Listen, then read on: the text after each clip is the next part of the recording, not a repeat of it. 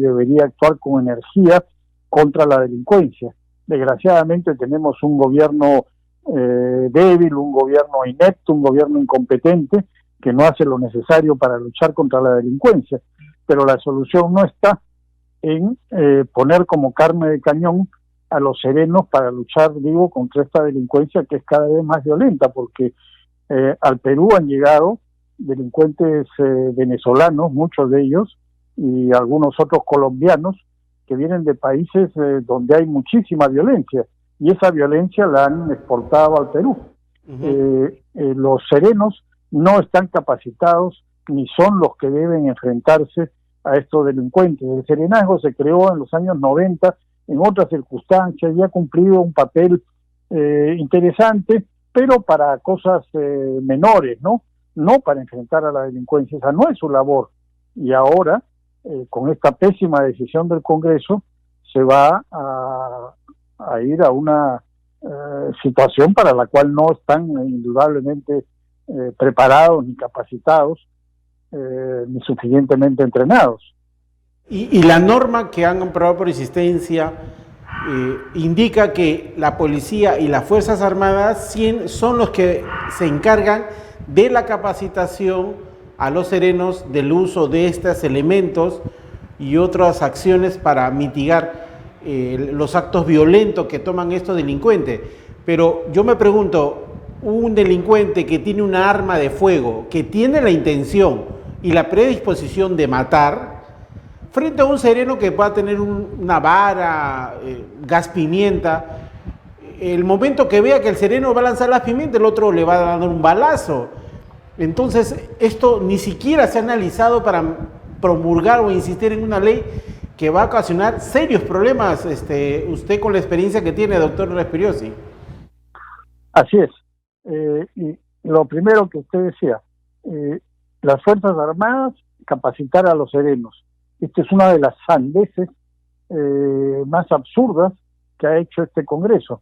Las Fuerzas Armadas están preparadas para la defensa nacional, están preparadas para la guerra. ¿Cómo que van a darle instrucción a los serenos? ¿En qué? ¿En manejar un tanque, un avión, un cañón? Es absurdo. Los militares no son los encargados de la lucha contra la delincuencia, por lo tanto no pueden preparar tampoco a los serenos, y además no deberían estar perdiendo el tiempo en cuestiones que no son de su incumbencia. Los militares se quejan constantemente de que tienen pocos efectivos porque ya no hay servicio militar obligatorio, y ahora les añaden una tarea más que va a desviarlos de la preparación que los militares necesitan para su función específica. Bueno, esa es una de las necesidades más que ha hecho este Congreso, pero en efecto, los serenos no están capacitados para enfrentar a la delincuencia, pero además lo peor de todo esto es que se está dando un paso adelante en crear policías municipales. En el Perú tenemos 2.000 circunscripciones entre gobiernos municipales distritales, provinciales y gobiernos regionales. Entonces, si se crean policías municipales en 2.000 circunscripciones, llegaríamos al caos más absoluto en el Perú, como en México, por ejemplo, que tenían 1.800 policías locales y muchas de ellas eran controladas por el crimen organizado, por el narcotráfico. O sea, en lugar de luchar contra la delincuencia, se convirtieron en agentes del crimen organizado, porque en zonas como Hebraica, por ejemplo, muchos municipios están controlados por el narcotráfico.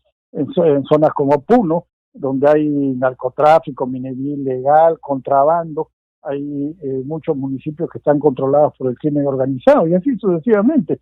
O sea, no se puede seguir desarticulando el Perú, no se puede seguir fraccionando el Perú. Lo que se requiere es exigirle al gobierno que cumpla con su labor, no hacer este tipo de medidas populistas que para lo único que sirven es para empeorar la situación. Y además, por último, si algún sereno utiliza de manera equivocada o inadecuada estos nuevos instrumentos que le van a dar, ¿quién responde? ¿El alcalde? va a responder penalmente y civilmente. Exacto. Entonces, estamos entrando a una situación muy crítica. Los Muy congresistas difícil. que están dedicados a robar el sueldo a sus trabajadores, esto no les importa en lo absoluto. Ellos siguen malogrando el país y les da lo mismo lo que suceda después. Recuerde usted cuando asesinaron a este torero español, este grupo de serenados en Miraflores. Imagínese ahora que se lo faculte de usar estas armas no letales.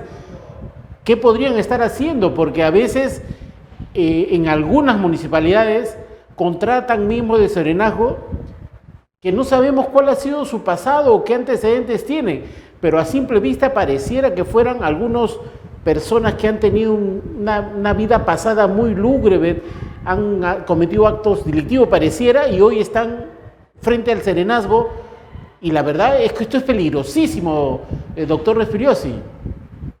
Así es, claro, porque hay algunos municipios que funcionan con responsabilidad, municipios que tienen recursos, etcétera.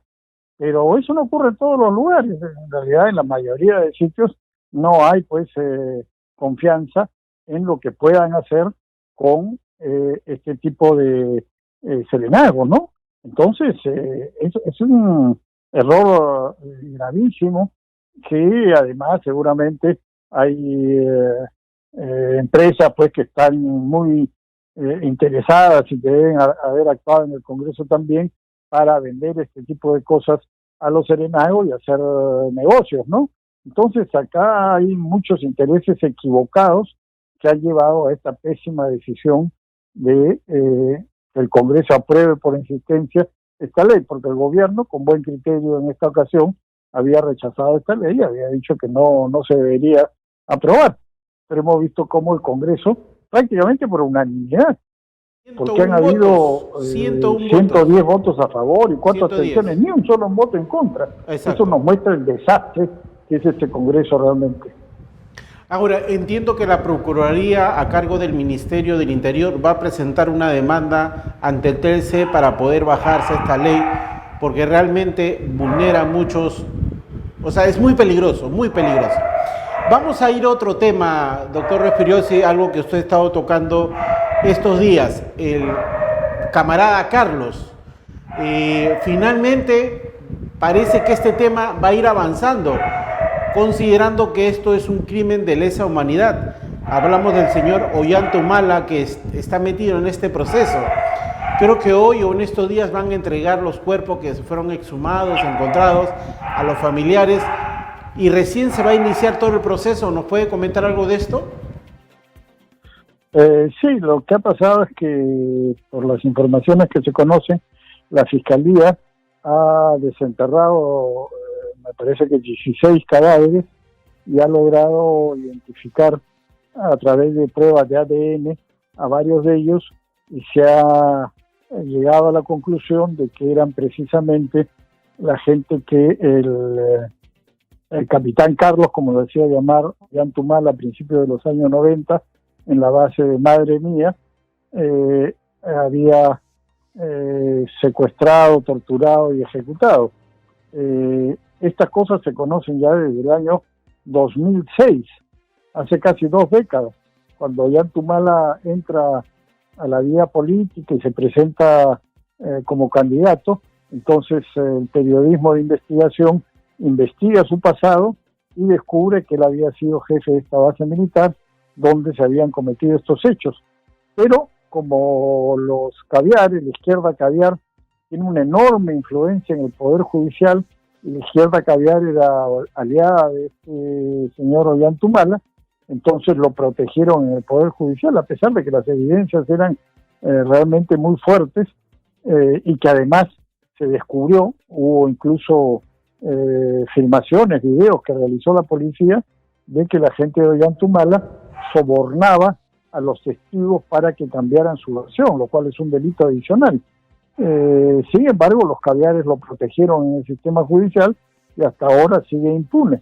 Hay que esperar pues que con estas nuevas evidencias encontradas por la Fiscalía se lleve a buen puerto el proceso. Ahora, eventualmente esto va a terminar el mismo destino que le ha pasado a Urresti, ¿no? Porque estos crímenes no prescriben, ¿no, doctor Rospigliosi? Así es, en realidad estos crímenes no prescriben.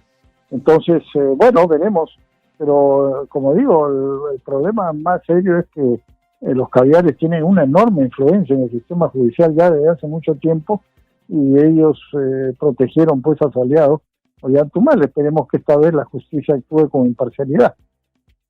Bueno, Ollantaytamala, y hay que ponerle también ahí en la cola a Vizcarra, porque controlan la Junta Nacional de Justicia, que finalmente nombran a fiscales y a jueces, que los tiene blindado a Ollantaytamala, PPK, Pedro Pablo Kuczynski, a Vizcarra y a algunos más de izquierda que están metidos ahí. Claro, todo esto fue una movida de lo que yo llamé pues la coalición vizcarrista, ¿no? Que aprovecharon el caso de los cuellos blancos y hicieron un escándalo con eso, pero un escándalo no para sancionar a los responsables de esa red de corrupción, sino lo que se interesaba era sacar provecho político de eso. Y entonces crearon esta Junta Nacional de Justicia, o sea, hicieron una comisión de caviares que nombró Humala y a dedo recomendaron la creación de esta Junta de Justicia, pusieron a la gente que ellos controlan y que ellos querían, y con eso han avanzado muchísimo más en el control del sistema judicial. Es peligrosísimo eso, todo eso debería ser desarmado, pues cambiado, modificado, pero desgraciadamente pues ellos siguen teniendo mucha influencia y ahí están haciendo lo que les da la gana en el sistema judicial. Ahora, doctor Rospigliosi, esta captura de este terrorista, el camarada también Carlos, ¿qué significa para la lucha contra la subversión en esta zona del BRAE? Porque todavía quedan remanentes del terrorismo en esta zona, aliados y que le dan la seguridad al narcotráfico en esta zona. Sí, es muy importante porque este terrorista era uno de los mandos de esta banda de Sendero Luminoso que sigue operando en el BRAE y que opera ahí naturalmente gracias a la financiación del narcotráfico. Este miserable, este sujeto que es un canalla, realmente un tipo desalmado, asesinó a 16 personas en mayo del año 2021, en víspera de la segunda vuelta electoral. Hombres, mujeres, niños, incluso quemaron a los niños después de haberlos asesinado. Realmente un crimen atroz. Y en esa época, yo recuerdo, eso ocurrió un domingo, donde había sido el debate de los equipos técnicos, y el día lunes yo me enteré por fuentes policiales que había ocurrido esta terrible masacre y publiqué un tuit en la mañana de ese día lunes señalando que los terroristas de Sendero habían asesinado a estas personas. Y luego, increíblemente, todos los caviares, izquierdistas, toda la gente que respaldaba a Pedro Castillo trató de negar que era Sendero Luminoso. Hildebrand, La República y varios medios de comunicación trataron de desviar la atención, porque ya se había denunciado que estos terroristas del BRAE estaban apoyando también a Pedro Castillo. Entonces, para proteger a Pedro Castillo, intentaron decir que no, que en realidad no había sido Sendero, que habían sido otros, que quién sabe quiénes. Y recuerde que Bermejo el congresista Bermejo, era muy asiduo a visitar esa zona. Pero claro, por supuesto, ahí está la foto con Castillo en esa época, con todo el narcotráfico, naturalmente. Y increíblemente trataron de limpiar y de proteger a Pedro Castillo diciendo que no había sido Sendero Luminoso. Y la DIRCOTE, por supuesto, sabía que era Sendero y así lo ratificaron. Y después este mismo criminal ha sido el responsable del asesinato de 7 policías de la Comisaría de Natividad, a los que más recientemente emboscaron y asesinaron de manera brutal, ¿no? Entonces, este miserable, este tipo desalmado, un canalla, un criminal de la peor especie, esperemos pues que sea sancionado con todo el peso de la ley.